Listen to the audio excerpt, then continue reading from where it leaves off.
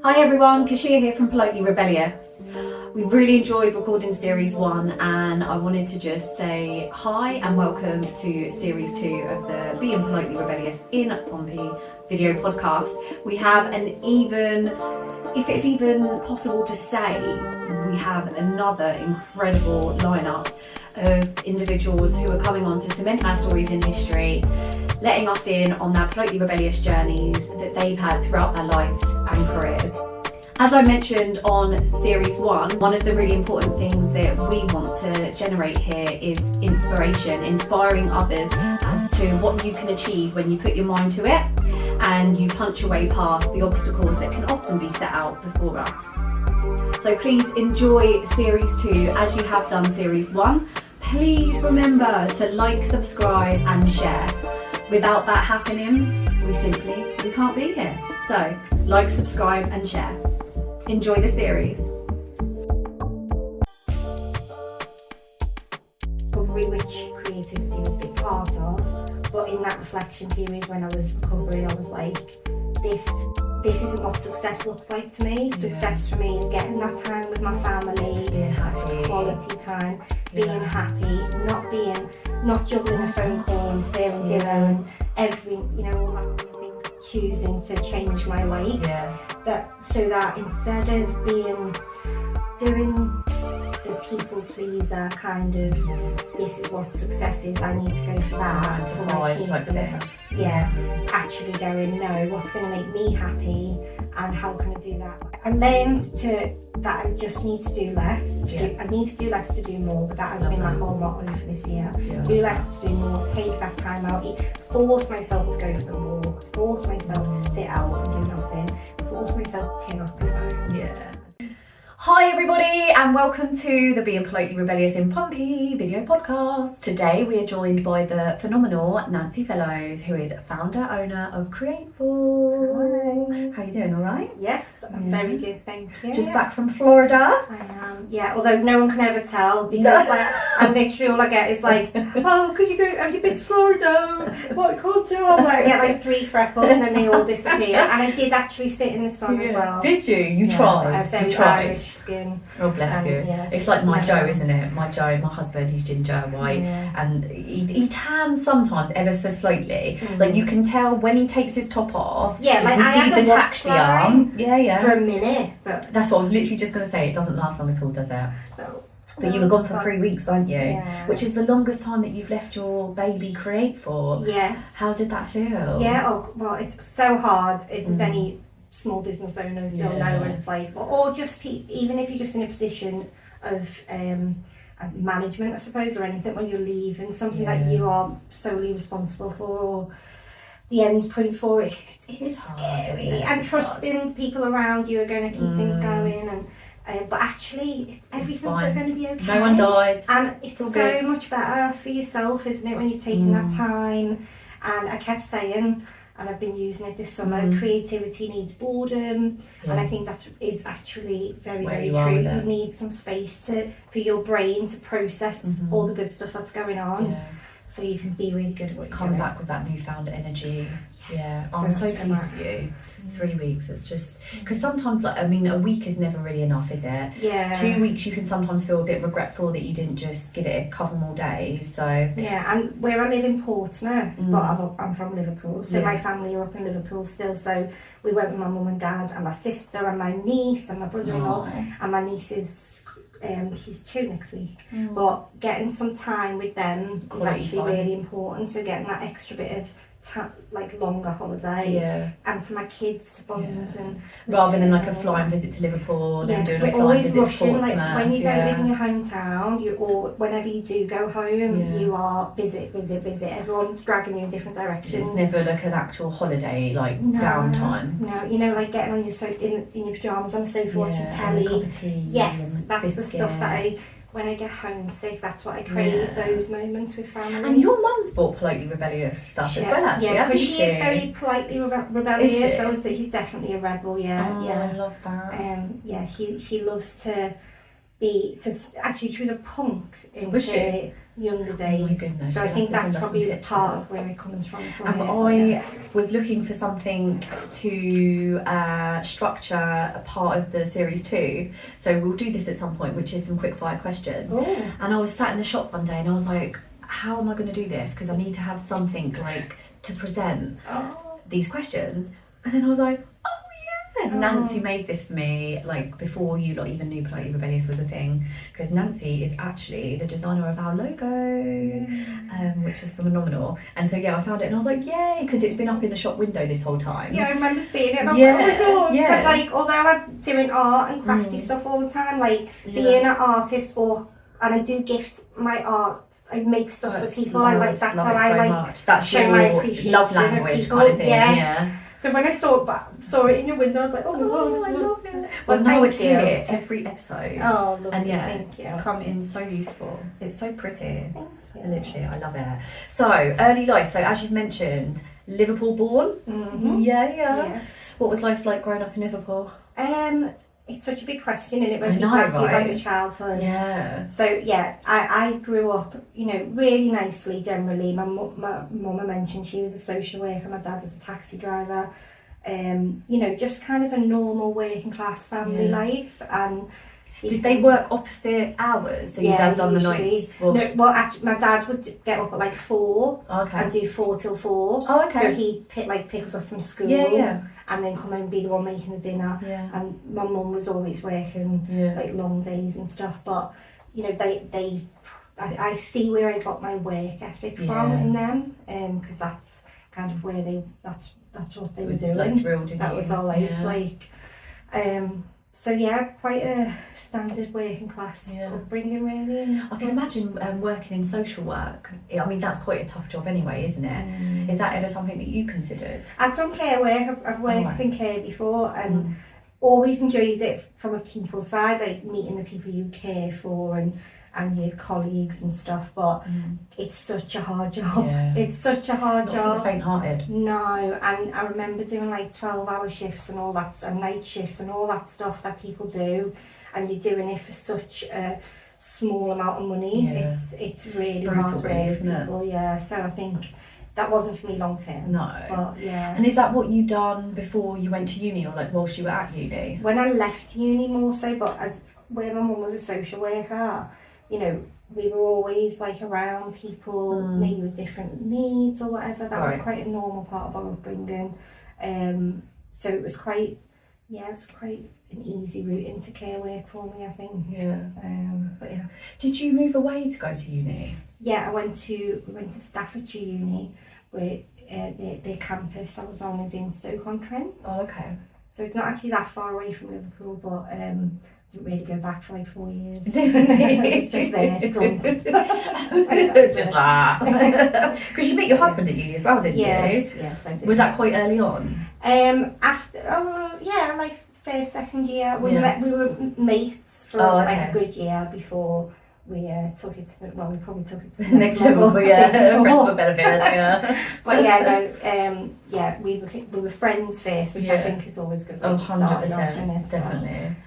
Because did you do was it yourself who done a master's as well as a degree? I did, yeah. So I got a degree in product design. Yeah. And then I stayed and did my master's in design management. Cool. But then didn't use any of that for like 15 years. And really, technically, it's probably only now that I'm really making use of that degree. Yeah. You know what I mean? Putting it into action. Yeah, I think so. Did you want to go into that line of work? Like when you finished uni, was that like the original plan? Yes. So 15 years ago, when I was graduating, the whole vibe was like, to be a designer, you need to be in London. Like, you've got to go to London, and you've got to be working in London. And I did that for my dissertation. I went to London for a few weeks and stayed in this awful hotel, very low budget. Like, I was on my own and absolutely hated London. It just was not for me. It's sensory overload, isn't it? It was too much for me. It wasn't right. I wasn't around my people, so that then in my mind was like, well, if I can't be in London, I can't do design. And I just kind of shut it out and then it was about, I want to make money because I want to get married and I want to have kids, and I was quite focused on that part of life, I think. It's hard, isn't it? Because I think that back then like 15 years ago, like similar to me, when I left uni and stuff, you didn't have LinkedIn, you didn't have social media, you didn't have remote working, wasn't even a thing. Yeah. So it was so much harder to, I guess, get your teeth stuck into the industry that you wanted to. Yeah, and I think like the messages you got at school or, you know, through, you know, like we had them like career days or whatever, they were the only things you were absorbing about your career. So if somebody, which say did to me, like said, if you want to be a designer, you need to be in London, or if you want to be at the top of your game, you've got to do this, then that's you couldn't go find. You're not getting other places that are saying, actually, no, you can do whatever you want to do. You can be an artist, you can be a designer, you can do it in a completely different way to what you think it looks like. Like and that's the same in most industries. I think now I see that now, and I see that younger people are getting to see that variety in how they use their skill sets. But I don't think that was really then. Did you ever plan to go back to Liverpool after finishing uni? We've all, like, I never kind of said I'm not going back, but I think work-wise we ended up down this way. We ended up in Basingstoke for like a while, and then I had my kids there, and then we were like, we need help. We were really isolated. What do I do with these children? Yeah, from family, we both work, and so we were like, right, should we move to Liverpool? Should we move to Portsmouth? Which is where so his parents, so he's from Stubbington originally, and then work-wise again, this was the right place for us, and you know, looking at where do I want to bring my kids up and all of that, we ended up down this way. So. Is there much of a creative scene in Liverpool? So it was, similar to here now, I say in Portsmouth now, where you're getting a lot of noise around street art, and you're getting to see a lot more art as you walk around town. Liverpool's probably a bit ahead of the curve. It's a bigger city, so you know there's been more space, I guess, that's been able to be explored. And I think where it's a space of deprivation, traditionally it's up north. Often I think in like deprivation breeds creativity, and you know, through limitations you get like exploration type thing, I think so. So I think I remember seeing lots of good street art growing up, and when I go back now, there's lots to see. And obviously the music scene is big in Liverpool. Thanks to the Beatles. Yes, but obviously Portsmouth now is becoming like a real hub for art as well. So that's really so nice much over the last probably 3 to 5 years. It just seems to have exploded, doesn't it? I think probably with the help of things like you've got Doug Cole art, you've got, is it My Dog Size? Huge. And who are those girls that you were talking about recently? The sisters. The two sisters. So they're great, and I've not met them. I've followed them online, but they're doing loads of stuff. They're from Waterlooville, and they recently done, you know, in the Guildhall, the downstairs area. I think they're calling it the base. It's like they've transformed it into like a music thing. Like, I think that might be linked up with Music Fusion, who have got a base in Havant. So I think there's quite a lot of things involved in that. Right. The two sisters have done a mural down that way. And that's what they're called, isn't it? Two sisters. Yeah. I don't know if it's the two sisters or two sisters, but we can tag it or whatever. But they the way they're using social media to share their work, so they're doing big murals in big corporate spaces and community spaces, so I think they're one to watch as well. That's cool, isn't it? And wasn't it I'm sure it was off the back of the Victorious Festival, because obviously that's, well, I mean, this will air after the Victorious Festival, but right now we're recording this and Victorious Festival is coming up. And isn't it Victorious Festival, a lot of the artwork around the city was done in preparation for Victoria, so like people come into the city have got stuff to look at, and I think that will be a part of it, a part of the kind of strategic stuff that goes on behind why should we paint this wall or that wall. And I know Victoria's, they do have art going on site at different places. You've got, I was reading, I don't know if you heard of Lawn of the Dead, he does lots of art. He's actually an art teacher over at Park Community School. but he also does his own thing, and I know he's just shared his whiteboards that are up on the fields, ready or victorious, that he's going to start painting on. And there's lots of other artists. So he's painting live at the festival? Yeah, so I don't know what he's doing this year, but I've seen in previous years, he's kind of, he has one where he's put like blank faces on, and then people come along and draw a face in, so it's like you get to be a part of that art, and then that art may get displayed somewhere in the city. Have you seen the big, is it called a mural that's gone up at Fratton Park? I don't know, I've seen the Fratton Park one. Which one? And it's like black and white, and I'm really sorry, I can't remember the name of the artist, and it's all different people's faces. Like I think it's people that have had an impact in Portsmouth over the years or something like that. I know, like for example, Terence Cavallo, his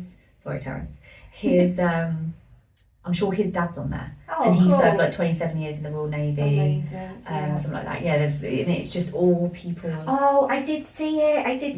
I saw a picture of the artist. Saw it in the news. I know what you're talking about. Yes, and it's so amazing. It is, and I think I don't know where they're planning to keep it long term.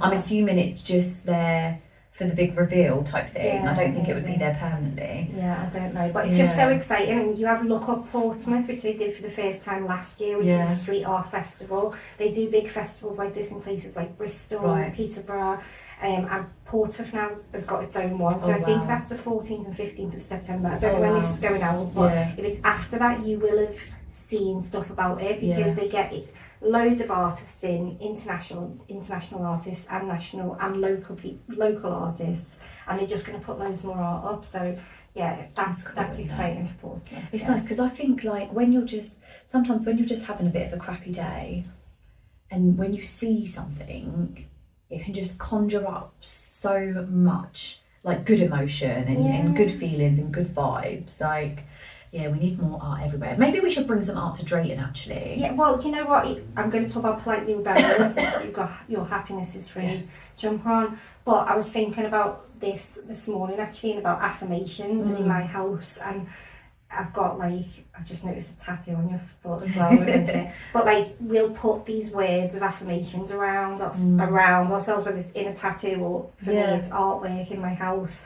Because we have to remind ourselves too that we are enough, or whatever it is. Of course. And actually, I think these pieces of art can remind people to take a minute in their day, or maybe it is a quote on a wall, so it'll remind them or affirm something. Maybe there's something important in it. We need to work with the powers that be, maybe to bring something, because it's all happening, in the city, and that's amazing, and we love Pompey, we're here for it.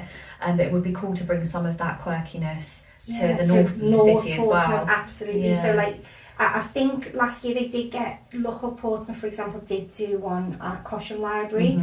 So I think there's that little push into Cosham, but getting anything into Drayton, Farlington, and then further into Havant and Waterlooville and these other places that actually, this is all Portsmouth. These people they feel like they want to be a part of it. If somebody says, where are you from? You don't say, oh, I'm from Denmead. They say, oh, I'm from Portsmouth. Or, I'm from Waterlooville. No, I'm from Portsmouth. That's what we need to now spill it out of the city almost, and let's expand on more. That's what I like to do you know what it reminds me of? It reminds me of, I don't know if you watched it, but series 1, we had Gethin Jones in, and he spoke about how the streams go into the rivers and the rivers go into the oceans. I love that, I love that analogy, and that's what it's making me think of, starts like that, but goes this way. You must be so proud to be a part of the creative scene. I mean, I know that you Creatful is it 2.5 years old now? Yeah, it will be 3 in October. That's crazy, Nancy. But before that journey happened, you were working in the corporate world, weren't you? Just give us a bit of a background of kind of what you done. Well, when you done I that left, for years, didn't you? I did, yeah. So I was in care, then kind of went in as an engineer. In care, as in she worked in care as a child. Sorry, and then I was working in care. So it's my way of using language from Liverpool.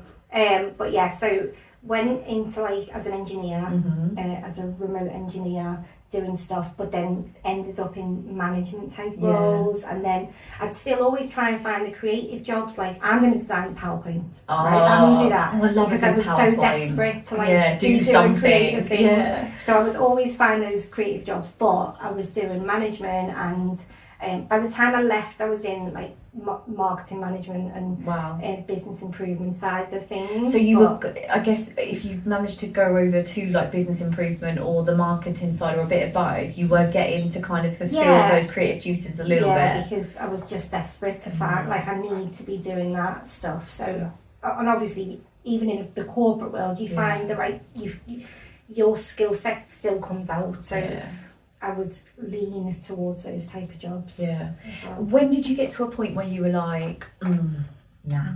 Yeah.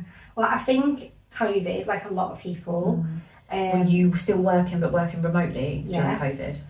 And I was senior business improvement manager, and I was given the opportunity during this time when I had a 4-year-old and a 5-year-old at home with me, 4-year-old and 6, who I were homeschooling. Yeah. I was given the opportunity to also be the senior marketing manager for quite a large company. Oh wow. So I could not let down that opportunity. Like, I needed that opportunity. So now my life was getting up at like 4 a.m, doing a couple of hours work before the kids got up, swapping in, getting their homeschooling set up, doing a few hours, swapping in, doing lunch, swapping out right into like late hours of the evening. It's crazy. You look back and go, how was I doing that? Yeah, but I was so desperate to succeed. Yeah. I pushed myself way too far. And I think, ended up having a big mental health crisis August of 2020. And that crisis in particular, I had to change my life. Like, didn't see it straight away. Yeah. Went through a big process of recovery, which creativity was a big part of.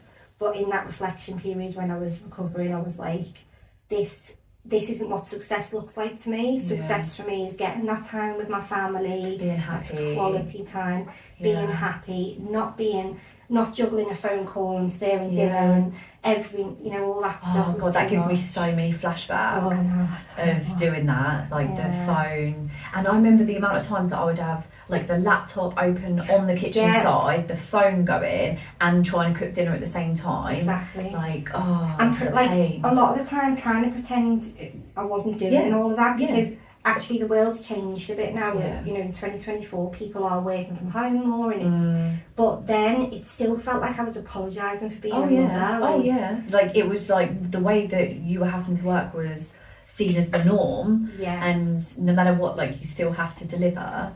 And it's funny that that's what is drilled into us from such a young age as well. You learn how to juggle, and even if you don't like the juggling, you're led to believe, I think, that there are no other options. And I love that you touched on the fact of at one point in your life, that is what success looked like to you.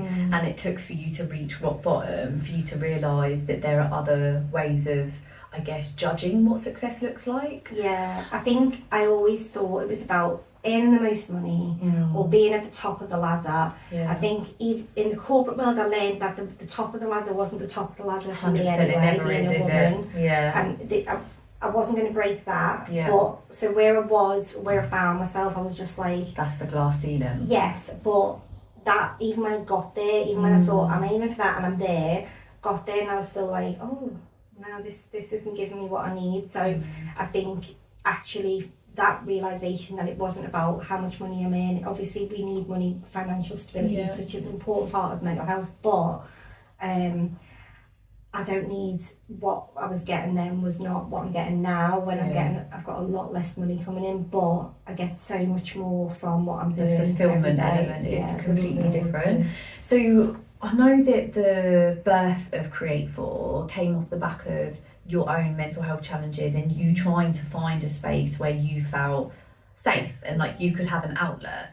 So tell me a bit about that part of your journey. So when I was again recovering, I kind of went out into my community to start, like, because I'd really isolated myself over time and I was really socially anxious and all of that lovely stuff. So I was like, right, I need to start meeting people Putting your again, toe, dipping your make toes. some friends. Yeah. And I had lived in Waterlooville by that point for a while, but a lot of the time was through COVID, so I'd not really made good connections. So wanted to go out, but when I went out into the local spaces, I just felt like I didn't fit. So it was often like WI type groups or U3A, which is for over 50s, and they're great and very, very important. Yeah, they serve a purpose, but it's not necessarily the vibe you were looking for. No, I didn't see myself in any of these spaces, and I was just like, we need something a bit more inclusive where you can have younger people come in, or whatever gender or whatever else, like differences, come on in. Because I mean, Creatful is true to that as well. Like there's no age restrictions or anything, right? Right. Yeah. So most of our groups, we do have groups now that are just for women. So we have found that we do need spaces where women feel safe. So we do have a group on a Tuesday that is women's only, and I run a private group that is for women that are in a certain part of their life where they need to know, actually, I can come in today and it's just going to be no kids, ladies, no men, no no babies, just grown-ups. But then we have these spaces which are for everybody. Now, I will say it is very hard to get blokes into our spaces.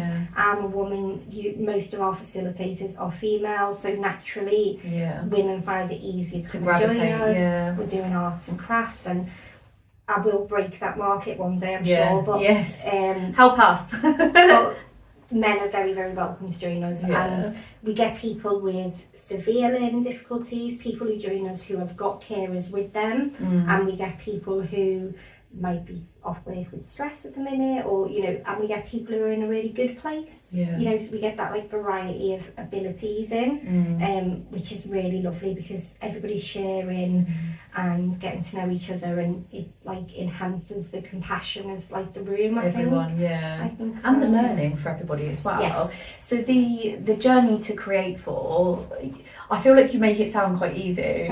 Like I had a bit of a moment, was looking for a space, but obviously there's a lot more to it than that. But coming up to nearly 3 years now, I just can't believe that just blows my mind. That's gone so quickly. But when was that kind of pivotal moment when you were like, no, this is it, I'm going to quit my job and I'm going to go all in and set up a community interest company and hope for the best? I think it was like, God, I don't know, I think it was a mixture of lots of different moments. I think you knew me when I was doing all the fields. All the fields. We collaborated, didn't we, under JK Wellness? I'll never forget the first time I met you. Nancy came into my shop, and which is JK Wellness in Drayton, come by sometime. And I was talking to a customer, wasn't I? And you came into the shop, and you obviously didn't want to interrupt or whatever. And I kind of said hello, but then carried on talking to this lady.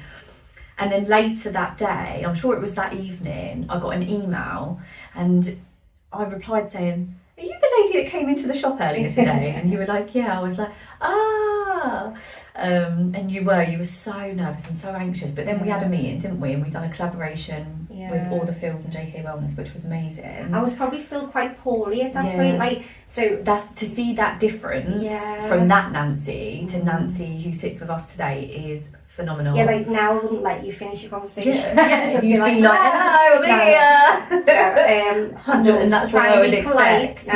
But no, you'd be politely rebellious is what you are. It's what you need to be. So you shout at me. There was like a series of moments, I think, for anybody who kind of makes this big decisions like that, and you're like, ones like that I had with you, where you showed me a bit of kindness, and then other moments I'd had where other people have maybe showed me a bit of kindness, and every time we do that for someone, we inject a little bit of confidence, 100%. Don't we? So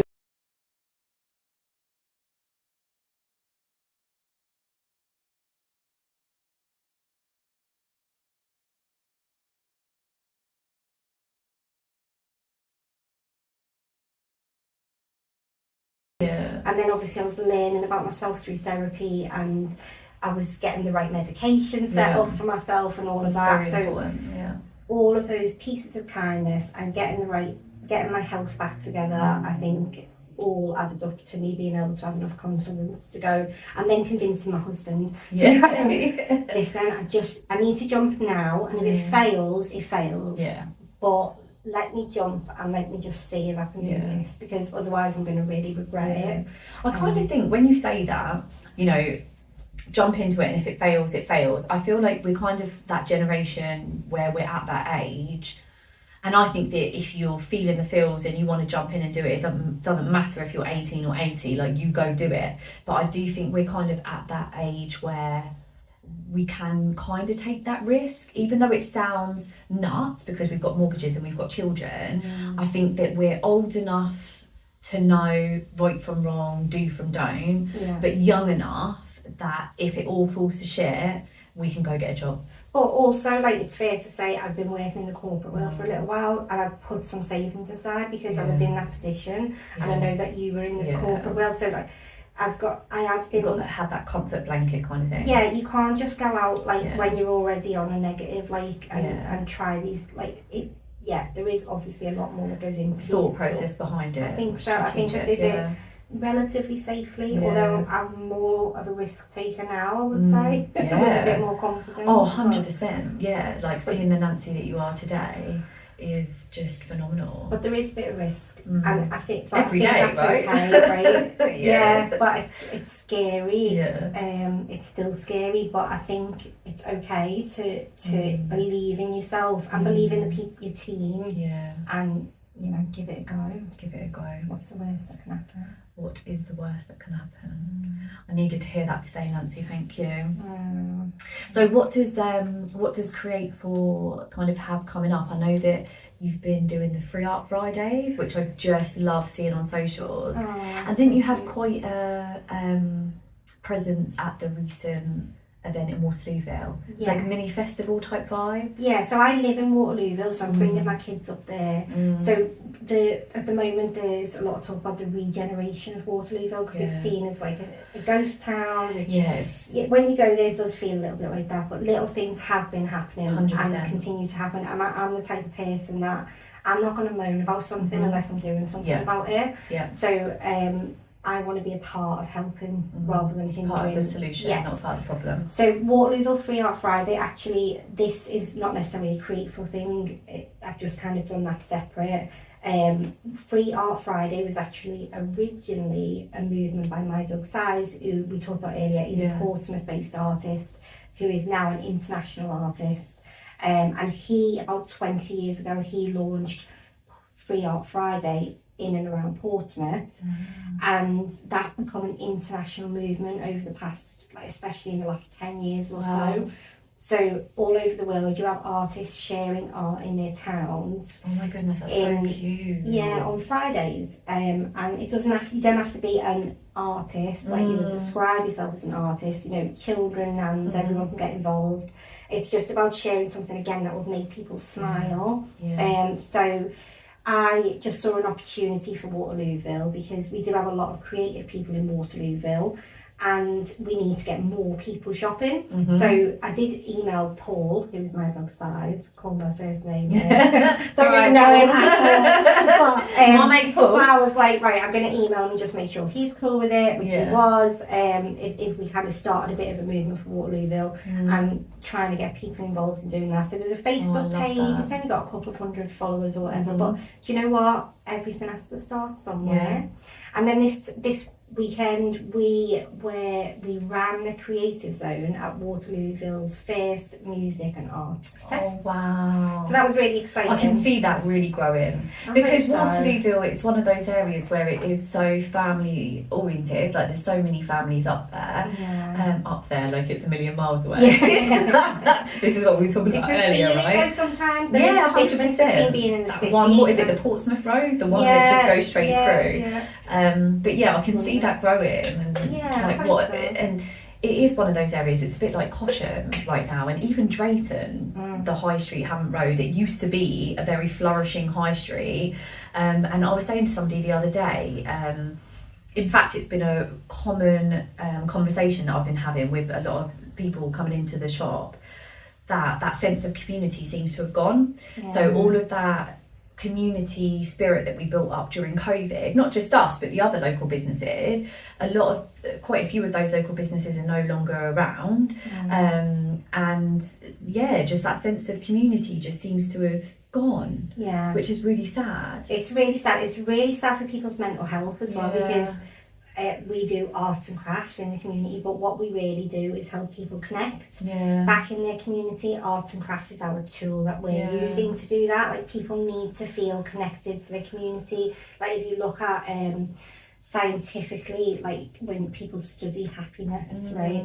Happiness is so connected to our feeling of being part of a tribe. Like belonging. So huge. So when we take away our high streets because people aren't spending on them and such, you're actually taking away spaces where people feel like they can go and connect. And I feel like we might have talked about this before, but I always think about when I had my babies and I was going to get them weighed, which you don't do now. They comes to you, or you get it done in different ways. But when I had my babies and you had Charlie, you would go to like a community centre or something. And, and you get your baby weighed regularly. And I was going because I had to get my babies weighed, but I would like hang around and try and like catch eye contact with someone, like try and like stay a bit longer and try and meet people, and you know, maybe that would lead to having a coffee with someone and people becoming friends. People aren't getting those opportunities, so we've got to keep creating them. We've got to keep spending in our high streets. To keep it going. It's a tough one, isn't it? We've got to get out to JK Wellness in Drayton. JK Wellness in Drayton. You can find Politely the way that Nancy is wearing it.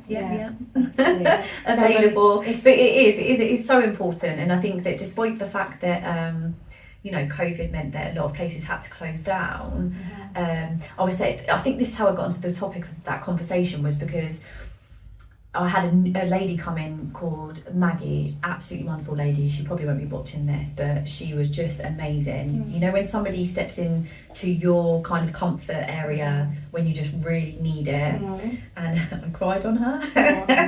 And I was just like, oh my God, I've never cried, because everyone comes to me and people share their problems with me, and that's fine, that's what we're here for. And people, you know, during COVID I would have at least 2-3 people a week that would come in and cry their eyes out.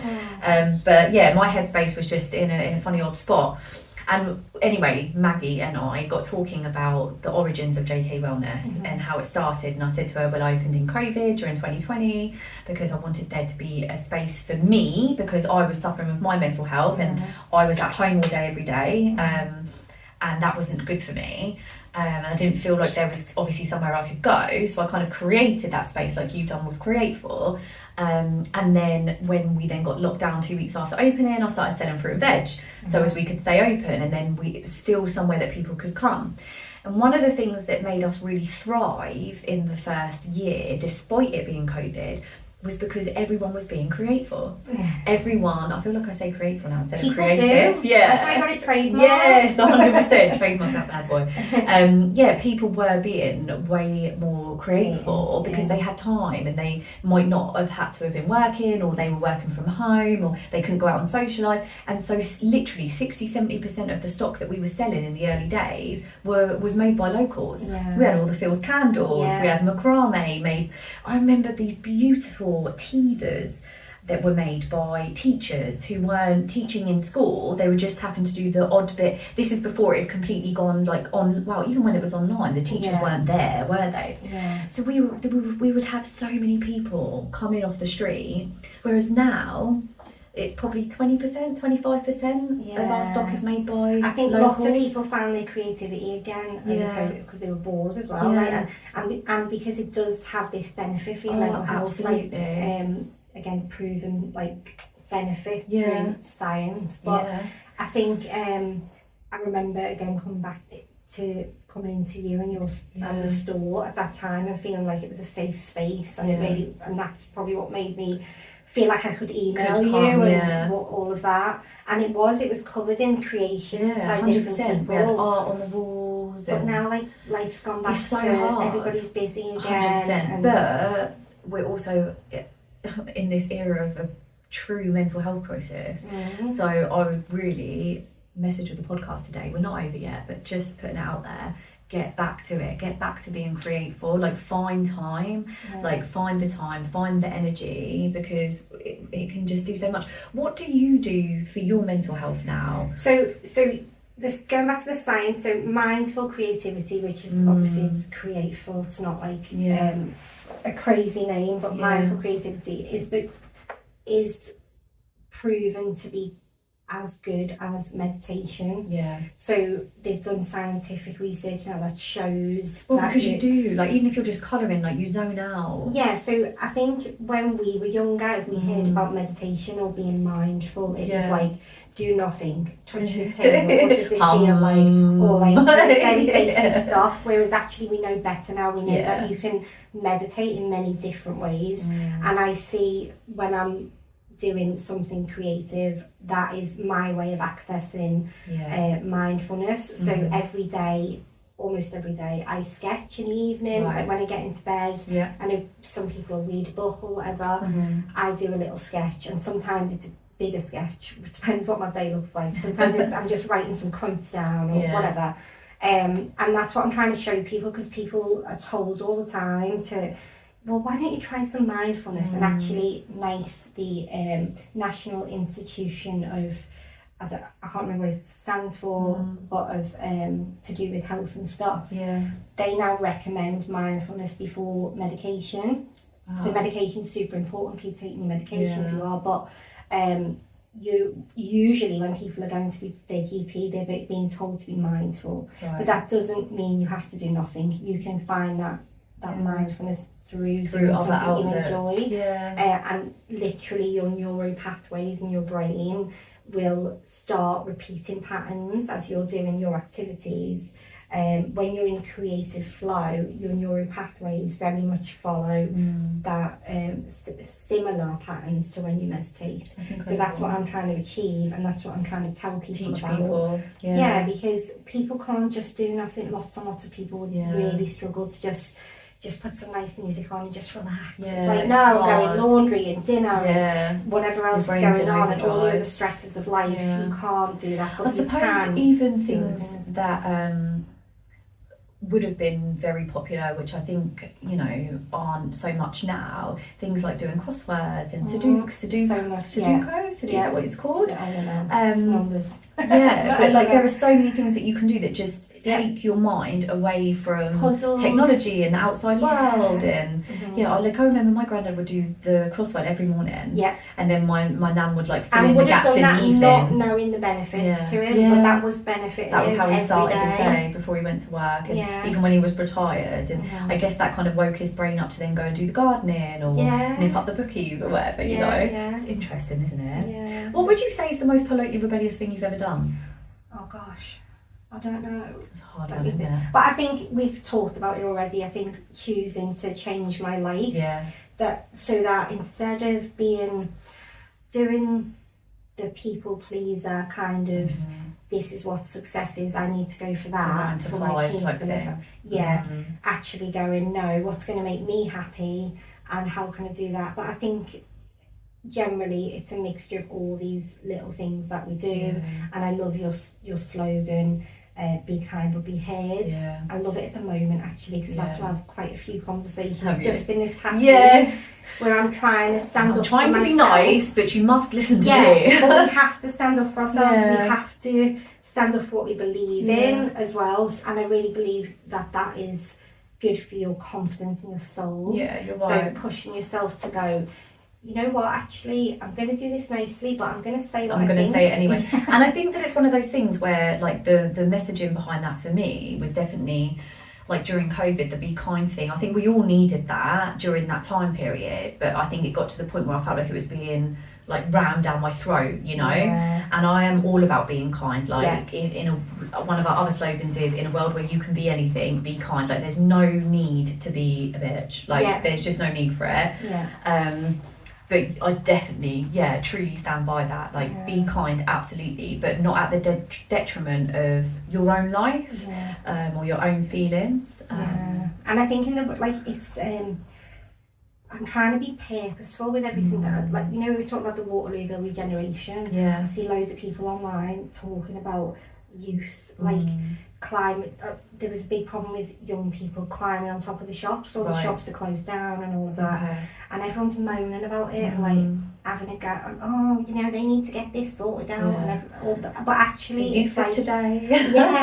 But actually, it's like these kids have got nothing to do. They've got nothing to do, and none of you people moaning are doing anything about it. So like, get up and be purposeful in what you're going to do today, and instead of having a moan about something, do something about it. Make a change, be the change you want to see.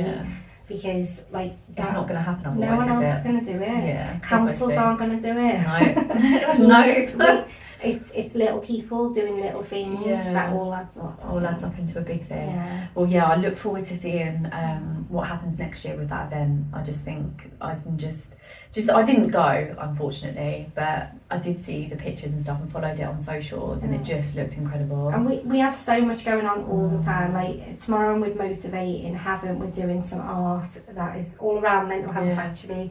So that's with youth, and we're in Haven't Library next week, and we've got like summer's dead weird for us because we have like these regular weekly groups, of course, and then everyone dissipates over the summer, and I move into youth work, which I love. But we'll then back in September when all our regular groups start up again. Again, loads of exciting plans coming up, loads of stuff. Do you ever pinch yourself? Because like I know we've said this a few times, but it's been almost 3 years, and all these different things that you mention, all the like Free Art Friday, the event over in Morsteville, all the different clubs that you run in Portsmouth and north of the city, none of this would be happening if Nancy hadn't have like picked up her big girl pants one day and quit her job. Is it like, if you ever just sat there and like written a list of all the people that you've had a positive impact on? Oh no. Oh but my I'm God, like you, and I know you probably don't do that either. No, I don't. But PowerPoint, a bit of creative PowerPoint, like, because that would be mind blowing. I know, but like you know, we're maybe on that overachiever kind of like we push ourselves very far. But I will let myself have those moments, but I'll very quickly go back into what I've got to do. Well, what's next? Yeah. How do I keep this going? I was reading this week about this thing that was it's not an actual illness, but a psychologist coined it in 1980 called hurry sickness, and I thought, I wonder if I've got that. And it's about people who hurry around all the time doing things and stuff, and like just being productive, and it's like a whole thing. And I thought, God, I need to read a bit more about that and learn how I can manage that a bit better. Harness it, but in a way that's positive. Because you do get burnt out, don't you? Like, and we don't take that time to go, but what have I achieved? What is it? What have I done? There was done? one that someone posted, my friend Leanne posted something on socials the other day, and it was in its actual, sort of coined condition thing. Post-traumatic. It's gone. So you've got post-traumatic stress disorder, but it's post-traumatic. Oh, it's going to bug the crap out of me, that is. It's basically where, after experiencing something traumatic in your life, so you might have what's traditionally known as like post-traumatic stress disorder, PTSD, you become an overachiever off the back of it. And it has got an actual name. I'll have to find it and I'll put it in the comments, because when you look at the symptoms, which are all positive, but can lead to obviously burnout, it is insane. It's a list of only 6 things. And you're like, tick, tick, tick, tick, tick, tick, tick, tick, tick. Yeah, I was like, oh my God, I don't have PTSD actually, doctor. I have this. Which is when you kind of go, right, well, I've been through these experiences, which has made me, very empathetic towards people, and it's made me want to live my life, because you never know when it could be taken away. And so I think that's similar to yourself, because I know that you've had some things that we don't have to go into today, but I know more about your story and some of the traumatic things that have happened in your life, and that would resonate with you as well, I think. I think so. I think it's I could diagnose myself with lots of things. We'll just stay locked in the There room is something instead. about that, that drive, and we're all built of those experiences we've had in life, aren't we? So how you move them forward. Yeah. So I'm going to hit you up now after all of that PTSD chat Oh, with some quickfire questions, Nancy. Answer at your peril. Okay. No, I don't mean it like that. There's nothing difficult. So most of them are like choices, right? So if you Okay. had to choose drawing or painting. Painting. Really? Yeah, I draw because it's easier. With the sketching, I thought you were going to say but draw. I do that because all I need is a pencil and a Yeah, piece of yeah. paper, so And it's you can easier do to that from access. anywhere, yeah. But painting is way more beautiful. And you love to experiment with painting as well, Yeah, don't we you? do Like try paint new pouring things. and like I want to get messy. Like lots of people struggle with that, which I get as well. Perfectionists, so Yeah. it's hard work to let Yeah. go, but it's so freeing to Oh my paint. goodness, I love it. Dogs or cats? Neither. Really? Yeah. So you don't have any Sorry. pets? No, we have a hamster, Oh, but we yeah, only yeah. got that because the kids want a dog, and I'm trying to prove to Yeah. them that they don't even look after the hamster, Yeah. so they're definitely not getting a dog. Yeah. I'll show them this. We yeah. we did start with a hamster and it died. Oh, So we ended up with a that dog. does happen. It doesn't last very long. The hamsters don't last very long. Teaching or learning? Oh, I love to learn. Yeah. I love to learn. What's been the most, I guess, fascinating or most useful thing that you've learned? Gosh, big question. Maybe not necessarily in your whole life, maybe in the last 6 months. I don't know. Did you learn anything great in Florida? Yeah, I learned that I just need to do less. Yeah. I need to do less to do more, but that has Love been that. my whole motto for this year. Yeah, I Do love less to do more, take that time out, force myself to go for the walk, force myself to sit out and do nothing, force myself to turn off my phone. Yeah, as Very hard as that important. is, it's so hard, isn't it? Especially as a Yeah. business owner. But yeah, I love that. Chocolate or cake? Oh, both. Oh, I was going to say chocolate cake. I do love cakes, to be fair. What's your go-to cake? I do just like a Victoria, like the school cake, Traditional. like a tray mate. That's like fine. what it's called school cake. Yeah, with tray the icing mate, and the yeah, sprinkles. that's That's my go-to. I don't want Nancy. nothing fancy, just take me there. Oh, That's fine, there was a place in Cosham called Keiko Nuts. Holly, yeah, I remember it. yeah, and Holly owns it. She made my wedding cake. Yeah. Oh, lovely. And she's amazing, and the shop's gone now, not through any fault of her own. The landlord was dickhead, yes, Wow, dickhead. sorry. Sorry, kids, but he was. And I'm sure she'll come back bouncing Good. in some way, shape, or form. But she done the best school cake. So good, and it was only like £2 a slice or something as well.